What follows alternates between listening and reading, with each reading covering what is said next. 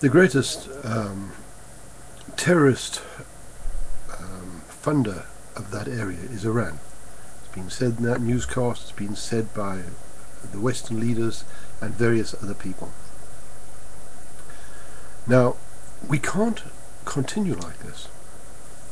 Israel is becoming twitchy, of course she is. Iran is getting nuclear weapons.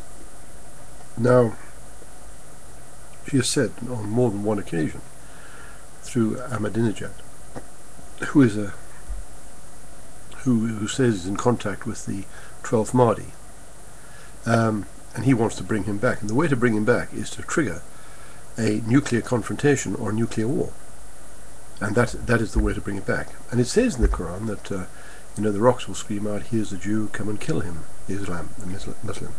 Now, of course, that isn't going to happen, because there is going to be a war in the Middle East. It's going to happen, and nobody's going to be able to do anything about it. It's sliding towards it right now, and the West is continuing to do this. They've got Blair there in charge of the quartet, which is prophesied in the Bible, and the quartet is very clear. They're trying to stop a war, but it says at a certain point the quartet will walk off, and then the war will occur. So we're right on the edge of that. But furthermore, we are seeing Israel has been attacked 6 times. The 7th time, I don't know whether Lebanon was the 7th time, or if this attack comes along, it'll be the 8th time or the 7th time. But all I know is there have been 6 attacks on Israel, and she's returned them all. When she was extremely weak, miraculously she won. If you've got to read the stories about that to understand what I'm talking about, then you've got to actually understand where we stand right now. They have the Samson option in Israel. If you don't understand what the Samson option is, I suggest you go to the Bible and find out what Samson did to those people, the Palestinians or the Philistines, in that temple.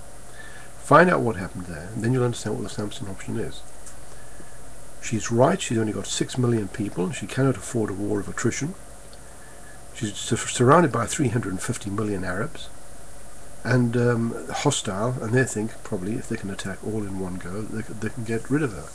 Well, there are a few things in between that, and I'm not going to go into all that here, but all I'm going to tell you is that right now we are facing up to a major war in the Middle East.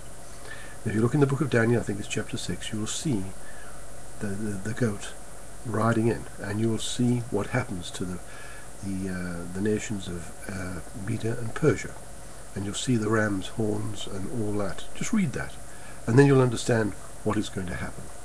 And then you'll understand that goat represents the tribes that You've got company. are in actual fact going to do the job. But they will be broke by that time, and that's Britain and America.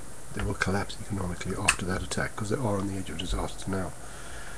But this nuclear war, unfortunately, that is going to start around the river Euphrates, as the Bible says, is going to grow and grow and grow, and it's going to unveil the whole world. It's going to be an absolute disaster, and we won't be able to stop it. Once you start throwing those nuclear bombs, you can't stop it.